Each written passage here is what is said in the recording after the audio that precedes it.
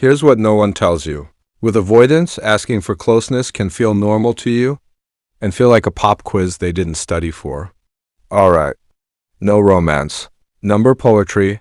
Number they're scared of love nonsense. Just mechanics. Chapter 1.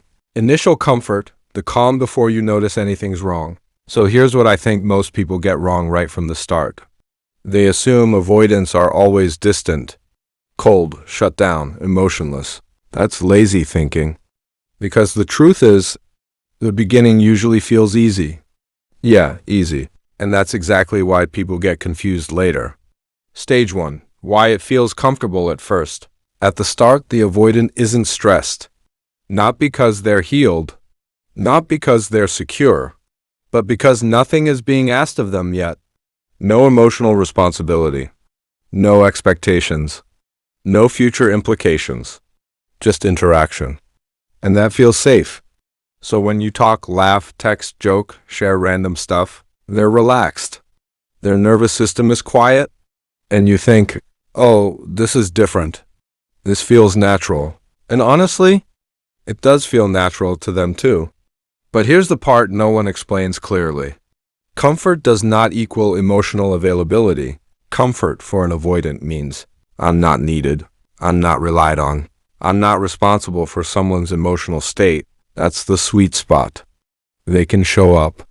They can be kind. They can even be consistent for a while. Because in their brain, this isn't closeness yet. It's just low-stakes connection. And low stakes equals safety. What's running in their head, quietly? At this stage, their inner dialogue sounds something like, this is fine. I like this. I don't feel trapped. I can leave anytime. That last line? That's the key. The sense of exit keeps their system calm. They're okay because they don't feel anchored yet. Why you feel hopeful here? From your side, this phase feels good. They're present. They respond. They don't seem overwhelmed. So naturally you think, maybe they're not avoidant. Maybe they're different with me. Maybe this time will be healthy. That's not stupidity. That's logic based on the data you're seeing. But you're missing one variable. They're comfortable because you haven't needed them yet. Let me be blunt. At this stage, you're not asking for reassurance. You're not asking for emotional depth. You're not asking for consistency under stress. You're just existing near them. And that's why it works. Not because they're choosing closeness, but because closeness hasn't been activated yet. This is not manipulation important. Before you jump to conclusions, no. They're not pretending. They're not faking it. They're not lying. This comfort is real, but it's conditional. It exists only as long as no emotional signal triggers their nervous system, no expectation forms, no attachment becomes visible, and that's where things start to shift. The invisible line you haven't crossed yet, there's an internal line in avoidance. You don't see it. They don't announce it. They don't consciously track it, but it's there. And once emotional closeness approaches that line, their brain changes gears. Not slowly, not logically, automatically. Why this matters. If you don't understand this first stage, you'll misinterpret everything that follows. You'll think, they changed. I did something wrong. If I go back to how it was, it'll fix things. But here's the hard truth. You didn't break the comfort. Closeness did. And we haven't even reached that part yet. Now pay attention, because this is where people mess up their interpretation the most. Chapter 2. Emotional signal detected the moment everything quietly shifts. So, remember how things felt easy in Chapter 1? Yeah, that's about to end. Not because you became too much, not because you ruined anything, but because their brain detected something new. And avoidance systems are insanely sensitive to this. What counts as an emotional signal? This is where your assumptions are wrong if you think it has to be dramatic. It doesn't. An emotional signal can be tiny. You check in emotionally. You ask how they're really doing. You reference the future. You say, I like you, without a joke attached. You get visibly affected by their mood. You expect consistency instead of randomness. To you, that's normal human connection. To their nervous system, new variable introduced. Their brain doesn't hear the words. It reads the implication. Here's the brutal part. They're not reacting to what you said. They're reacting to what your words mean long term. Their brain jumps ahead fast. You say, I miss you. Their system hears, I'm becoming emotionally relevant. Someone's starting to lean. This could create obligation. An obligation is the threat. This is not a thought. It's a body response. Stop imagining an avoidant sitting there thinking, I will now pull away. That's not how this works. What actually happens is, chest tightens, breathing subtly shifts, muscles tense. A background unease appears. They may not even know why yet. They just feel off. And humans instinctively move away from discomfort. Why they often can't explain the shift. If you ask them, did something change? You'll often get, I don't know. I just feel weird. I need space. I'm overwhelmed. That's not evasion. They genuinely don't have language for a nervous system spike. They just know something doesn't feel safe anymore, even though nothing bad happened. This is where you start overanalyzing, and this is where you start spiraling. You replay conversations. You analyze tone. You wonder what you did wrong. But here's the correction you need. You didn't do anything wrong. You did something connecting. And connection is the trigger. Why consistency suddenly feels heavy to them. Earlier they could show up freely. Now, consistency has meaning. Responding quickly feels like a promise. Being available feels like responsibility. Emotional presence feels like loss of autonomy. So their system does the only thing it knows. It reduces exposure. Not dramatically. Not all at once. Just enough to calm the internal alarm. The early pullback is subtle and confusing. This isn't ghosting yet. It looks like slower replies, less depth, shorter conversations, fewer emotional statements, more distractions, enough to create distance, but not enough to fully disconnect. Why? Because part of them still likes you, but their nervous system doesn't like the closeness, so they hover in between. This is where people accidentally make it worse. Here's the mistake most people make. They sense the shift, and they lean in. They clarify. They reassure. They ask for communication. All logical moves. But to an avoidant system already activated, that feels like pressure, which pushes them closer to the next stage. Important reality check. This stage isn't about lack of interest. It's about threat perception. And threat perception does not respond to logic, reassurance, or patience. It responds to distance, which brings us to the next phase. All right. Now we're entering the core mechanism, not vibes, not romance, not intentions. This is the chapter people don't want to hear, because it destroys a lot of comforting lies. Chapter 3. Nervous system alarm, why closeness starts feeling like a trap. So here's what happens after that emotional signal gets detected. The avoidance system doesn't think its way forward. It reacts. And once it reacts, logic is off the table. This is not fear of you, it's fear of loss of control. Let's kill the biggest misconception right now. They're not afraid of intimacy. They're afraid of what intimacy does to them. Closeness creates emotional dependency risk, expectation risk, responsibility risk, identity dilution risk. Their nervous system interprets this as, I'm losing control of my internal world. And control is their safety mechanism. Why good feelings make it worse. Here's the part people really struggle with. If they didn't like you, this wouldn't happen. The alarm triggers because there's emotional charge.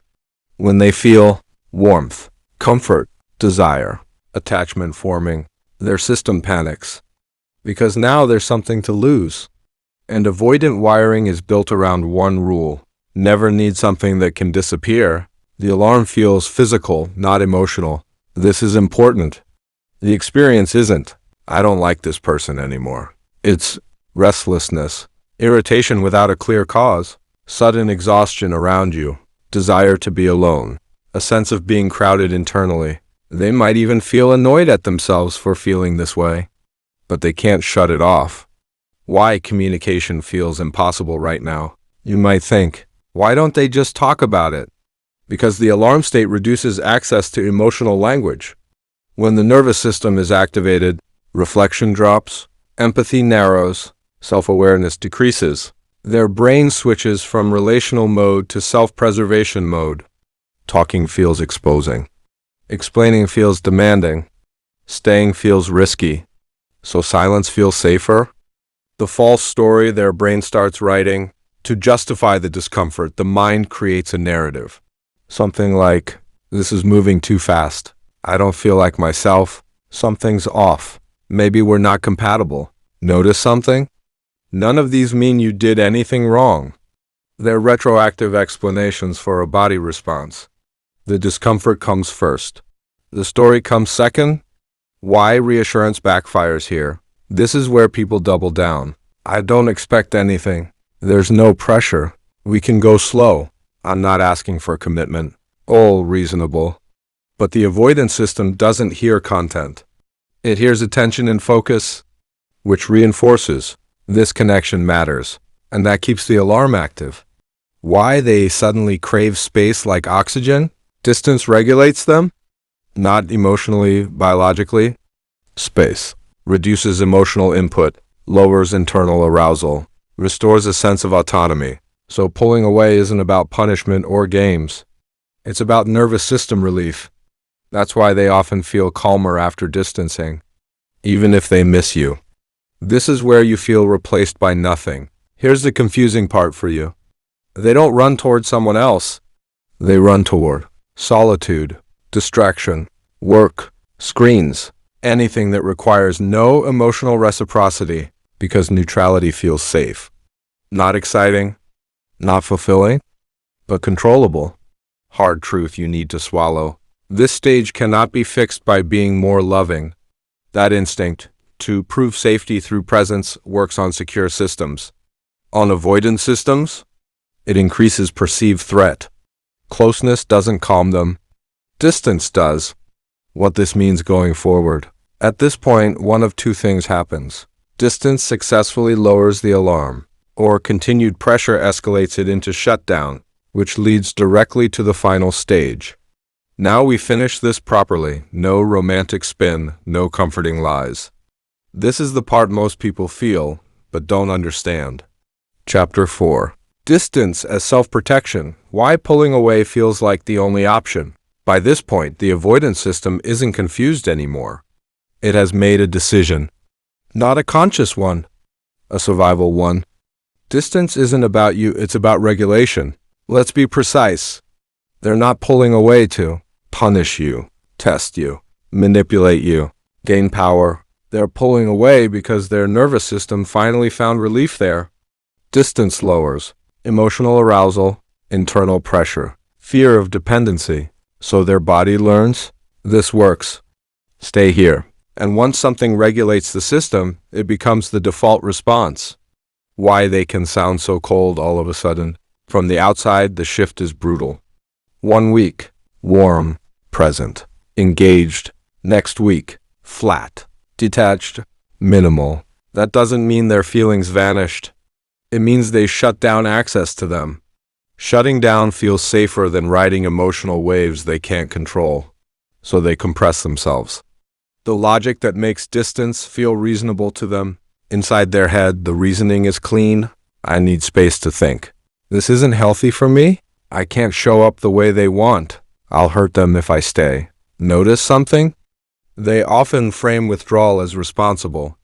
Leaving feels like damage control. Staying feels like risk. Why they rarely explain properly. Explanation requires vulnerability. And vulnerability is exactly what activated the alarm in the first place. So instead you get vague statements, half closures, emotional ambiguity, not because they want to confuse you, because clarity would require staying emotionally engaged longer. And that feels unsafe. The cruel paradox. Here's the part that messes with people. Distance helps them calm down, but it hurts you. And because they feel calmer, they assume they made the right choice. Meanwhile, you're left holding self-doubt, unanswered questions, emotional whiplash. This mismatch is why these dynamics feel so damaging. Important boundary reality. Understanding this mechanism does not mean tolerating it. Explanation does not equal justification. You're allowed to say, I understand why this happens, and I still can't live inside it. Avoidant regulation strategies prioritize self-stability, not relational repair. That's not evil, but it's incompatible with consistent emotional intimacy unless they actively work on it. Why waiting rarely works? Here's the hard truth people avoid. If distance fixes their discomfort and closeness triggers it, there's no internal incentive for them to change. Missing you isn't enough. They need awareness, motivation, nervous system work. Without that, the cycle repeats. Not because they're bad, because the system stays the same. What this means for you, this is where you stop asking, how do I make them feel safe? And start asking, does this dynamic meet my needs? Because relationships aren't nervous system rehab centers. You can have compassion without self-erasure. Final reality check. They didn't pull away because you asked for too much. You asked for connection. Their system interpreted connection as loss of control. That's not a failure of love. That's a mismatch of regulation styles. And once you see it clearly, you stop personalizing it. That's the full mechanism. No romance. No villain. No fantasy. Just biology, conditioning, and patterns. What you do with that information is where your power actually is.